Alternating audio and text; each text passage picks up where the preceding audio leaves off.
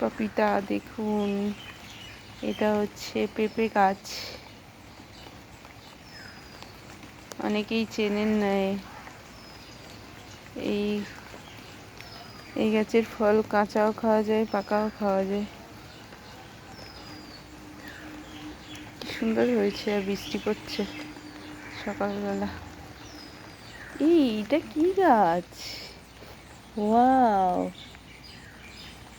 কি দারুণ! আমি তো চিনি না এই গাছটা কি গাছ।